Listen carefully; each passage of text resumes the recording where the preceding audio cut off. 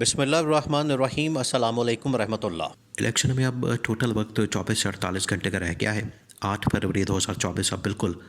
سر پر آ گیا ہے، اور اس سے ٹھیک 1 سے 2 دن پہلے جنرل عاصم منیر کی جانب سے انڈیا کو پیغام، پاکستان کی دشمن طاقتوں کو پیغام، دشمن قوتوں کو پیغام، اور دوسری جانب پورے پاکستان کے اندر پاکستانی فوج کی تعیناتی، سیکیورٹی اہلکاروں کی تعیناتی، وہ اس بات کا ثبوت ہے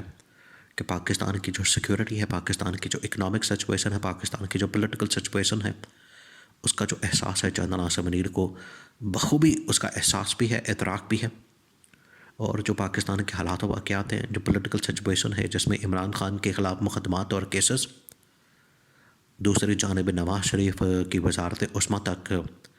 جو اس وقت پوری کوشش کی جا رہی ہے کہ اس کو پہنچایا جائے، اور حکومت سازی، یہ 3 انتہائی اہم ترین معاملات ہیں۔ ایک تو جنرل عاصم منیر نے دشمن طاقتوں کو پیغام دیا، فوج کی تعیناتی، اور یہ 3 اہم ترین سیاسی معاملات، بہت اہم ترین معاملہ، اس کو آپ نے سمجھنا۔ دیکھیں، جو اس وقت سب سے اہم ترین مسائل ہیں 2-3 معیشت کے فرنٹ کے اوپر، سیاسی عدم استحکام کی شکل میں، اور اس میں جو سفارتی عالمی اور رپورٹر کی سطح کے اوپر، اس کے اوپر جنرل عاصم منیر بڑا کیٹیگوریکلی نہ صرف ان کو ان تمام چیزوں کا اندازہ ہے، بلکہ وہ اس بارے میں ایک مکمل ویژن اور مکمل کلیئرٹی رکھتے ہیں۔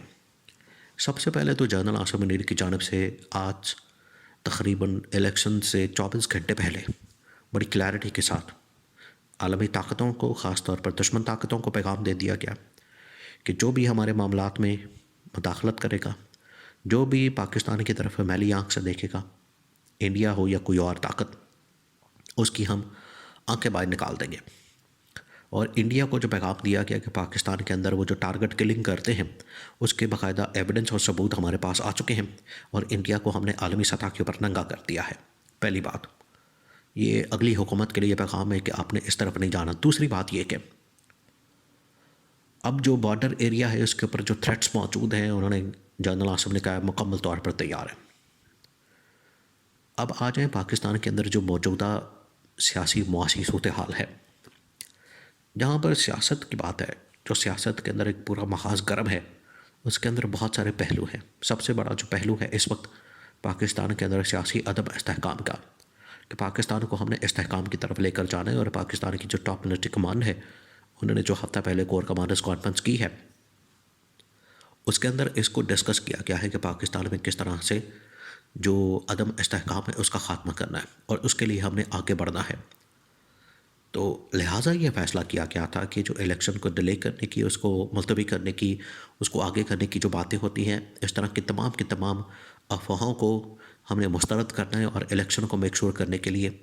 پورے پاکستان کے اندر فوج کی تعیناتی کا فیصلہ کرنا ہے، جو کہ کیا گیا، اور اب پورے پاکستان کے اندر فوج کو تعینات کر دیا گیا ہے۔ دوسری جانب جنرل عاصم منیر نے کہا ہے کہ ہم نے پاکستان کے اندر جو سیاسی عدم استحکام اس کا خاتمہ کرنا ہے، وہ کیسے ہونا، اس کے اوپر مختلف آپشن ہیں۔ پہلی آپشن یہ ہے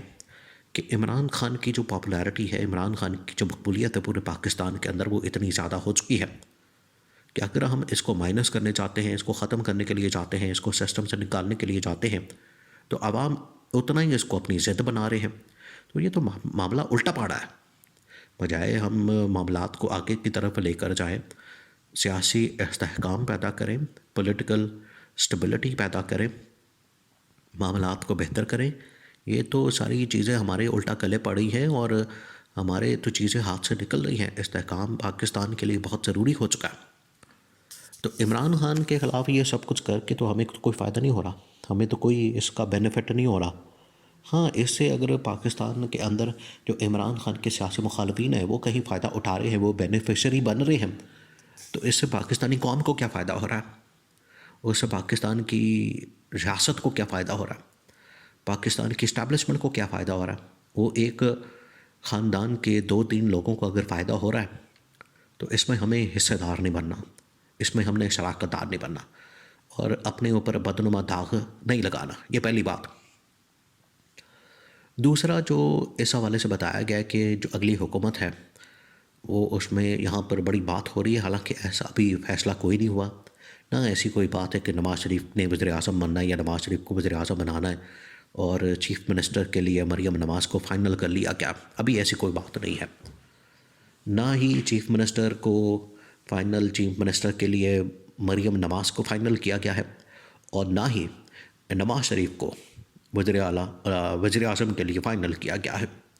یہ صرف ان کے اپنے دماغوں کے اندر فطور بڑھا ہوا ہے اور اس کی بنیاد کے اوپر یہ ان کی جو خواہشیں ہیں، ان کی جو تمنا ہے، ان کی جو حسرتیں ہیں، ان کی جو اس حوالے سے دماغ کے اندر چیزیں موجود ہیں، اس کو لے کر وہ چلتے ہیں اور سمجھتے ہیں کہ شاید وہ ہم صرف وزیر اعظم بننے کے لیے اور وزیر اعلیٰ بننے کے لیے ہمارا ہی خاندان بچا ہے اور پاکستان کے اندر اس قابل نہیں ہے کوئی بھی شخص، اور پاکستان کے اندر اتنا کوئی دانشور، اتنا کوئی پڑھا لکھا آدمی نہیں ہے کہ وہ وزیر اعظم یا وزیر اعلیٰ بن سکے. یہ ان کا خمار اتارنا یہ اب حکومت کے ساتھ ساتھ جو موجودہ ووٹر ہیں، جو 25 کروڑ عوام ہیں، ان کی بھی ذمہ داری بن چکی ہے تاکہ ان کی اصلیت، ان کا اصل چہرہ جو ہے وہ سامنے لایا جا سکے. دوسرا جو اہم ترین پہلو ہے سیاسی معاملات کے ساتھ ساتھ جو اکنامک پہلو ہے، جو معیشت کے معاملات ہیں، ان کو بھی ٹھیک کرنا، اور اس وقت اسٹیبلشمنٹ کی سب سے بڑی ذمہ داری بن چکی ہے کہ ہم نے جو معیشت کے معاملات ہیں وہ اسٹیبل کرنے ہیں. اور یہ پوری دنیا جانتی ہے، پوری دنیا کے اندر اس کو ایک حقیقت کے طور پر جانا جاتا ہے کہ سیاسی استحکام کے ساتھ ہی آپ کا جو معاشی استحکام ہے وہ آتا ہے. تو جتنی دیر تک سیاسی استحکام نہیں آئے گا اتنی دیر تک معاشی استحکام نہیں آئے گا. تو معاشی استحکام لانے کے لیے آپ نے سیاسی استحکام کو میک شور کرنا ہے، لانا ہے، اور اس کو ہم نے بہتر کرنا ہے. اگر ہم نہیں کرتے تو یہ تباہی اور بربادی جو پی ڈی ایم حکومت نے پھیری ہے، جو ملک کے اندر معیشت کو تباہ و برباد کیا ہے، عام آدمی کا جو بڑا غرق کیا ہے، عام آدمی کو جو انہوں نے دلدل میں دھکیلا ہے، اس سے نہیں نکالا جا سکتا. نکالنے کے لیے ہمیں سب سے پہلے سیاسی استحکام اور اس کے بعد معاشی استحکام کی طرف ہم جا سکتے ہیں. تو یہ فیصلہ ہو گیا، یہ طے ہو گیا. اس وجہ سے جو پاکستان کی ٹاپ ملٹری کمانڈ ہے، جس میں جنرل آصف منیر، جنرل آصف غفور، جنرل ندیم انجم اور اہم ترین جو کور کمانڈرز ہیں، انہوں نے اس چیز کا تہیہ کر لیا، اس چیز کا فیصلہ کر لیا کہ ہم اپنے پاکستان کے لیے جو راستہ چنا ہے وہ اب عوام کے اعتماد کے ہی ذریعے آگے بڑھنا ہے. اور عوام نے اب اپنے اعتماد کا اظہار کرنا ہے ٹھیک 24 گھنٹے بعد الیکشن ڈے پر، کہ کس کو وہ منتخب کرتے ہیں، کس کو حکومت دیتے ہیں،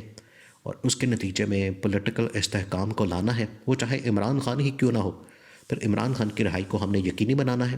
پولیٹیکل استحکام لانا ہے، اور اس کے نتیجے میں سیاسی و معاشی استحکام آنا ہے.